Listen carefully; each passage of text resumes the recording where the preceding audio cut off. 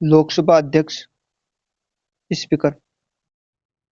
संविधान के अनुच्छेद 93 के अनुसार लोकसभा अपनी पहली बैठक के बाद यथाशीघ्र अपने दो सदस्यों को अध्यक्ष और उपाध्यक्ष के रूप में चुनती है। लोकसभा अध्यक्ष की चुनाव प्रक्रिया।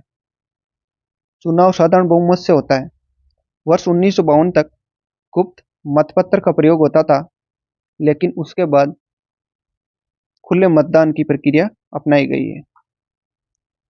संविधान में लोकसभा अध्यक्ष, उपाध्यक्ष, राज्यसभा के उपसभापति और राज्य विधानमंडलों के पीठासीन अधिकारियों के लिए निर्वाचन शब्द की बजाय चयन शब्द का प्रयोग किया गया है। लोकसभा अध्यक्ष की शपथ।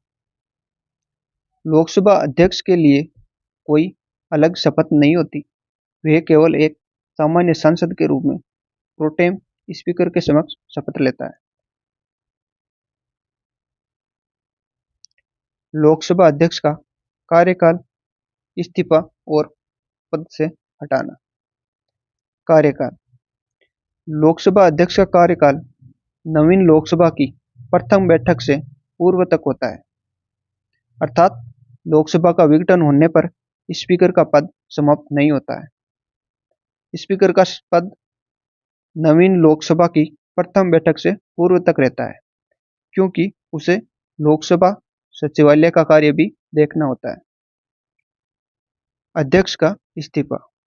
अध्यक्ष अपना त्यागपत्र उपाध्यक्ष को सौंपता है और उपाध्यक्ष अपना त्यागपत्र अध्यक्ष को सौंपता है। विशेष स्थिति।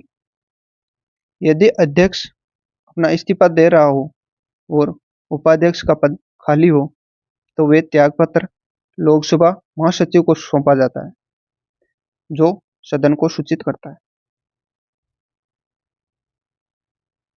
पद से हटाना।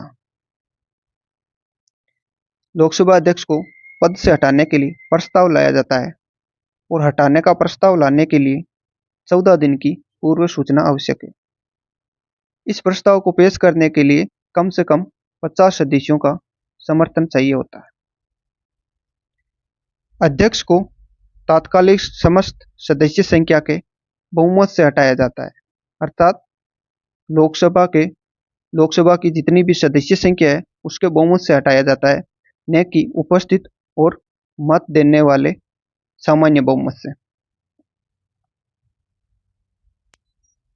लोकसभा अध्यक्ष को हटाने की प्रक्रिया के दौरान शक्तियां।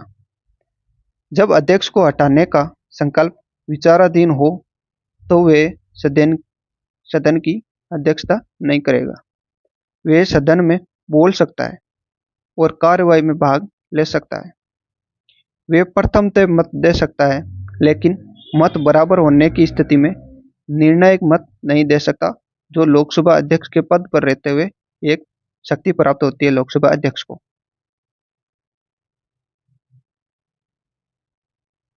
लोकसभा अध्यक्ष की शक्तियां और कार्य। कोई विधेयक धन विधेयक है या नहीं, इसका अंतिम निर्णय लोकसभा स्पीकर करता है। साधारण विधेयक पर गतिरोध होने पर राष्ट्रपति द्वारा बुलाए गए संयुक्त अधिवेशन की अध्यक्षता स्पीकर करता है, अर्थात जब संसद के दोनों सदनों के बीच गतिरोध होता है, तो राष्ट्रपति संयुक्त अधिवेशन बुलाता है।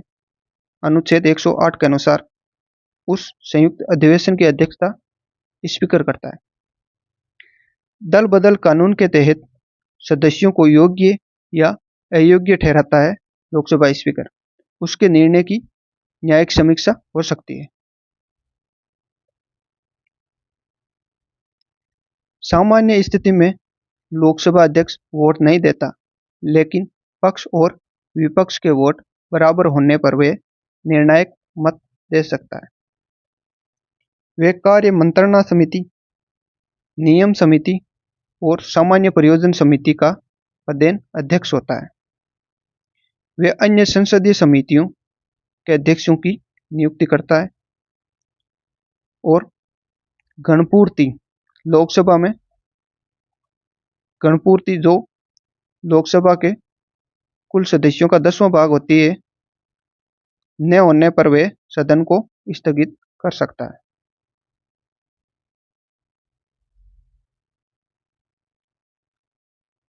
लोकसभा के प्रथम अध्यक्ष थे जीवी मावलंकर।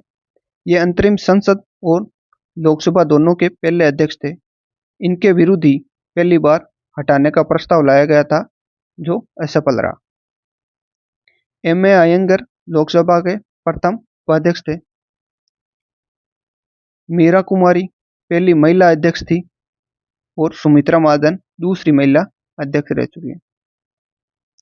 पद पर रहते हुए जीवी मावलंकर और जीएमसी बालयोगी का निधन हुआ था। राष्ट्रपति बनने वाले स्पीकर नीलम संजीव रेड्डी, इन्होंने स्पीकर पद से इस्तीफा दिया और बाद में निर्विरोध राष्ट्रपति चुने गए। सर्वाधिक कार्यकाल बलराम जाखड़ का रहा, 1980 से 1989 तक।